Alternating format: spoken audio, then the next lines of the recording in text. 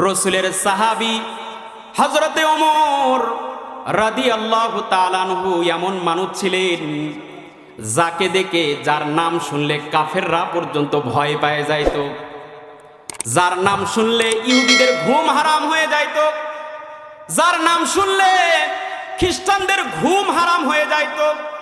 শুধু তাই নয়, ইমাম বুখারী রহমাতুল্লাহি আলাইহি বুখারী শরীফের ভিতরে বলেছেন, আল্লাহর নবী নিজেই বলতেছেন, আল্লাহর নবী বলেন, ওয়াল্লাযী নাফসি বিয়াদিহি, ওয়াল্লাযী নাফসি বিয়াদিহি, পয়গম্বর বলতেছেন, যেই আল্লাহর হাতে আমি পয়গম্বরের জান, যেই আল্লাহর হাতে আমি পয়গম্বরের মৃত্যু, যেই মালিকের হাতে আমি পয়গম্বরের হায়াত, আমি মুহাম্মাদুর রাসূলুল্লাহ, ওই মালিকের নাম দিয়ে বলতেছি, আমার সাহাবী হযরত ওমর কেমন মানুষ রে, আমার সাহাবী হযরত ওমর কেমন মানুষ ছিল।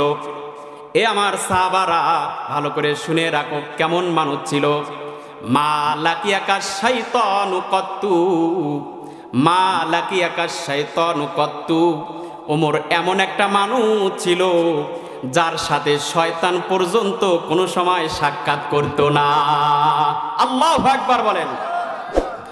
শুধু তাই নয়, ওমর এমন একটা মানুষ ছিল, সালিকান ফাজ্জান ইল্লা সালাকা ফাজ্জান গয়রা ফাজ্জিন।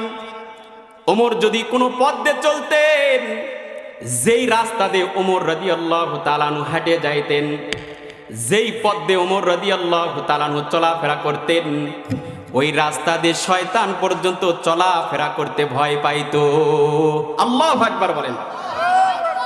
যার নাম শুনলে নাস্তিকরা ভয় পাইতো, যার নাম শুনলে ইহুদিরা ভয় পেয়ে যাইত, যার নাম শুনলে খ্রিস্টানদের ঘুম হারাম হয়ে যাইত। কিতাবের ভিতরে লেখে, তারিখের কিতাবের ভিতরে লেখা আছে, তারিখে তাবারির ভিতরে লেখা আছে, ইমাম তাবারি রহমাতুল্লাহি আলাইহি বলেন, এক সময় ফিলিস্তিনের জমিনে যখন খ্রিস্টানরা বসবাস করত, খ্রিস্টানদের পক্ষ থেকে ওমরের কাছে চিঠি চলে আসছে। চিঠির ভিতরে লেখা আছে, খ্রিস্টানরা বলতেছে, ওমর তুমি যদি ফিলিস্তিনের জমিনে চলে আসো, তাহলে আমরা সব খ্রিস্টানরা তোমার কাছে মাথা নত করব। আল্লাহু আকবার বলেন। ওমর তুমি যদি ফিলিস্তিনের জমিনে চলে আসো, ফিলিস্তিনের চাবিকাঠি তোমার হাতে তুলে দেওয়া হবে, ওমর তোমার সামনে মাথা নত করা হবে, ওমর তোমার সামনে মাথা নত করা হবে, ওমর তোমার সামনে গর্দান নত করে দেব। হযরত ওমর চিঠি পাইয়া সঙ্গে সঙ্গে সিদ্ধান্ত নিলেন, আমি এই মুহূর্তে ফিলিস্তিনের জমিনে চলে যাব। আল্লাহু আকবার বলেন। এই কথা যখন সাহাবায়ে কেরামদেরকে ডাক দিয়ে বলতেছেন, আমার সাথী ভাইরা রে, আমি এই মুহূর্তে ফিলিস্তিনের জমিনে চলে যাব। সাহাবা জিজ্ঞাসা করলেন, ওগো আমিরুল মুমিনিন খলিফাতুল মুসলিমিন, আপনি কিভাবে ফিলিস্তিনে যাবেন? তখন ওমর রাদিয়াল্লাহু তাআলা আনহু বললেন, আমি একা, আর আমার সাথে একজন গোলাম থাকবে, আর একটাই মাত্র উট থাকবে। আমি একা এই মদিনার জমিন থেকে হাজার হাজার কিলোমিটার দূরে ফিলিস্তিনের জমিনে চলে যাব। এ কথা বলতেই সাহাবায়ে কেরাম বললেন, ওগো আমিরুল মুমিনিন খলিফাতুল মুসলিমিন, আপনি একা হইয়া সাথেই শুধুই মাত্র একজন গোলাম থাকবে, আর কি কোনো কর্মী থাকবে না, সেনাবাহিনীর কোনো লোক কি আপনার সাথে থাকবে না? ওমর রাদিয়াল্লাহু তাআলা আনহু বললেন, না না না না, আমার সাথে কেউ থাকবে না। সাহাবা জিজ্ঞাসা করলেন, যদি পথের ভিতরে ক্ষতি হয়ে যায়? ওমর তখন বললেন, এ আমার ভাই, আল্লাহ তাআলা যদি কাউকে মারতে চায়, আল্লাহ পাক রব্বুল আলামিন যদি কাউকে মারতে চায়, পৃথিবীর কোনো মানুষ তাকে হায়াত দিতে পারবে না। কথা বলেন ঠিক না বেঠিক? ফাল্লাহু খায়রুন হাফিজান ওয়া হুয়া আরহামুর রাহিমিন। আল্লাহু আকবার বলেন।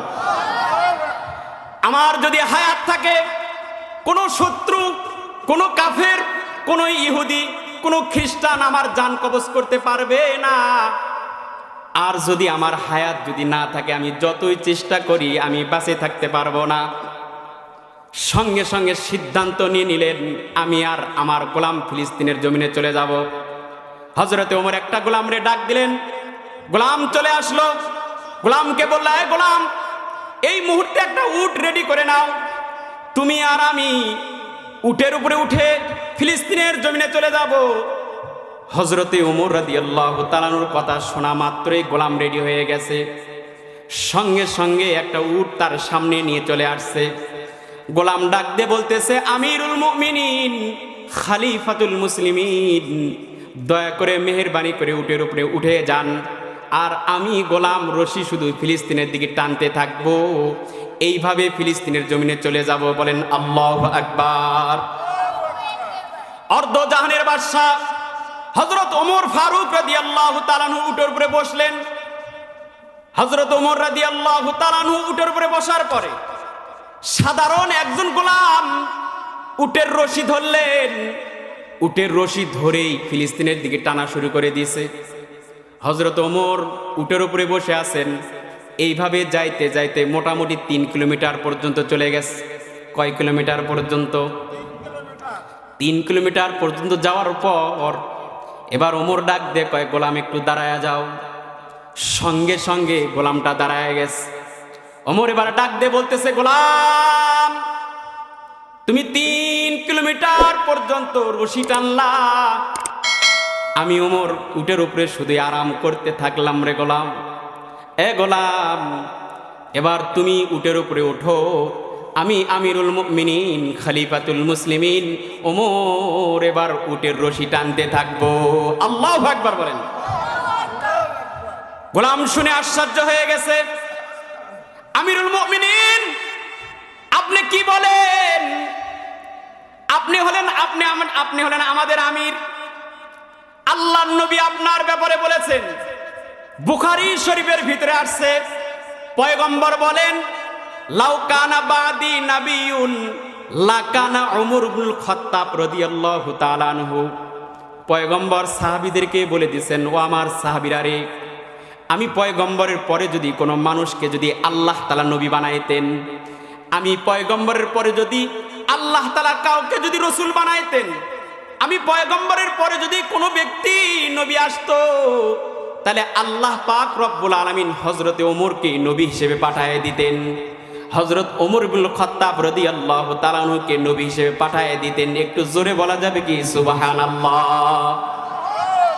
শুধু তাই নয়, গোলাম ডাক দিয়ে বলতেছেন, ও আমিরুল মুমিনিন, আপনি তো সাধারণ কোনো মানুষ নয়, আল্লাহ পাক রব্বুল আলামিন আপনাকে সম্মান দান করেছেন।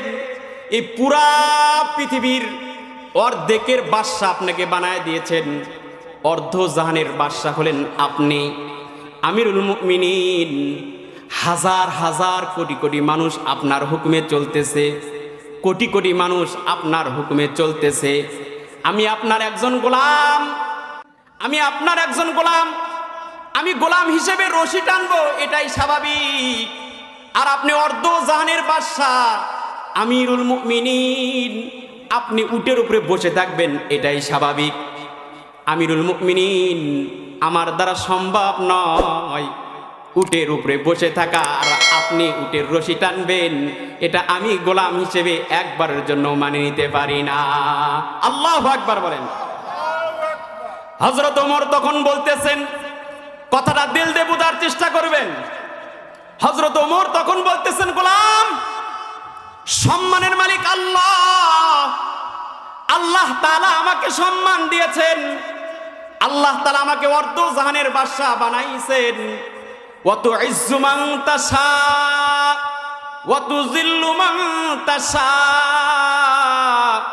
বিয়াদিকাল খায়র ইন্নাকা আলা কুল্লি শাইইন কাদির। আল্লাহু আকবার বলেন। ওমর রাদিয়াল্লাহু তাআলা আনহু বলতেছেন, গোলাম, আমাকে আল্লাহ তাআলা সম্মানের চেয়ারে বসাইছেন। কথা বলেন ঠিক না ঠিক? আমি ওমরের মতন মানুষকে অর্ধজাহানের বাদশা বানাইছেন। আল্লাহ তাআলা যদি চাইতেন, আমি ওমরকে একজন ইহুদির ঘরে জন্ম দিয়ে মৃত্যু পর্যন্ত ইহুদিও রাখতে পারতো। আমি ওমরকে কাফেরের ঘরে জন্ম দিয়ে মৃত্যু পর্যন্ত কাফের বানায় রাখতে পারতো। কথা বলেন ঠিক না বে ঠিক? আজকে আমরা মুসলমান, আজকে আমি আপনি লা ইলাহা ইল্লাল্লাহ বলতেছি, আমার জন্ম মুসলমানের ঘরে হয়েছে তাই বলতেছি মুসলমান। আমার ঘরে যদি জন্ম, মুসলমানের ঘরে যদি জন্ম না হয়, একটা হিন্দুর ঘরে জন্ম হইতো, এবে সেবে হিন্দু না, এমন হিন্দু যেই হিন্দু মানুষের জুতা সেলাই করে, এমন ঘরে যদি আমার জন্ম হইতো, আমার হয়তো বাপে জুতা সেলাই করতো, আমি হয়তো আমার বাপের কারণে আমারও জুতা সেলাই করা লাগতো। আল্লাহ তাআলা শুধুই মাত্র কেবলমাত্র দয়া করে এমন ঘরে আমাকে জন্ম দেয় নাই, এমন ঘরে আমাদের কাউকে জন্ম দেয় নাই। কথা বলেন ঠিক না বে ঠিক? আল্লাহ পাক রব্বুল আলামিন দয়া করে শুধুই মাত্র কেবলমাত্র মুসলমানের ঘরে জন্ম দিয়েছেন।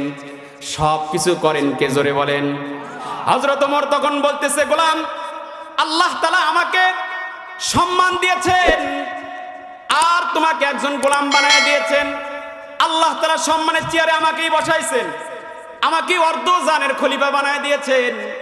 হাসরের মাঠে যদি আমাকে আল্লাহ তাআলা জিজ্ঞাসা করেন, ওমর রে, তোরে না আমি অর্ধ জানের বাদশা বানায় দিয়েছি, এ ওমর, তোরে না আমি খলিফাতুল মুসলিমিন বানায় দিয়েছি ওমর, আর তুই শুধুই মাত্র কেবলমাত্র হাজার হাজার কিলোমিটার পর্যন্ত উটের উপরে আরাম করে শুধুই বসেছিলি, আর তোর একজন কর্মী, সাধারণ কর্মী গোলাম শুধুই মাত্র কেবলমাত্র শুধু রশি টানতেছিল। আমি ওমরকে যদি জিজ্ঞাসা করে, ওমর, কি কারণে এই গোলামের প্রতি তুমি জুলুম করেছো?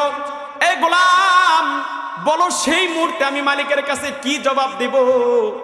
গোলাম তখন ডাক দিয়ে বলতেছে, আমিরুল মুমিনিন, ওগো আমিরুল মুমিনিন, আপনি যতই বলেন আমার কোনোভাবেই সম্ভব না, আমি কোনোভাবেই আমি রশি টানতে পারবো, কিন্তু কোনোভাবেই আমি একদম উটের উপরে বসে থাকতে পারবো না। আমিরুল মুমিনিন তখন বলতেছে, না রে না, আমি ওমর একবার যেটা সিদ্ধান্ত নেই ওই সিদ্ধান্ত পরিবর্তন করি না। আল্লাহু আকবার বলেন। গোলাম ডাক দিয়ে বলতেছে, হঠাৎ করে কেউ যদি দেখে আপনি আমিরুল মুমিনিন, আপনি রশি টানতেছেন আর আমি গোলাম উটের উপরে বসে আছি, কেমন দেখা যাবে? তখন গোলাম ওমর রাদিয়াল্লাহু তাআলা আনহুকে বললেন, কেমন দেখা যাবে বলো? ওমর তখন বলতেছে, গোলাম, পৃথিবীর কোনো মানুষ দেখুক বা না দেখুক, কোনো মানুষ যদি না দেখে, কোনো মানুষের চোখে যদি না পড়ে, কিন্তু একজন দেখতেছেন, তিনার নাম কি বলেন তো দেখি? মুসলমান ভাইরা রে আমার, অনেক সময় দেখবেন স্বামী স্ত্রী এক জায়গায় ঘুমায় আছে, স্ত্রী একটা ছেলেকে নিয়ে কল্পনা করতেছে, স্বামী আরেকজনকে নিয়ে কল্পনা করতেছে, কিন্তু স্বামী স্ত্রী এক জায়গায় ঘুমায় আছে। স্বামী একজন মেয়েকে নিয়ে কল্পনা করতেছে, স্ত্রীর খবর নাই। স্বামী আরেকজন মেয়ের নিয়ে কল্পনা করতেছে, স্ত্রীর খবর নাই। স্ত্রী আরেকজন স্বামীর নিয়ে কল্পনা করতেছে, স্বামীর খবর নাই। দুইজন একই বালিশের উপরে ঘুমায় আছে, কেউ জানে না, স্বামী স্ত্রীর খবর জানে না, স্ত্রী স্বামীর খবর জানে না, কিন্তু একজন আছে, তিনি দুইজনের খবর জানেন, তিনার নাম কি?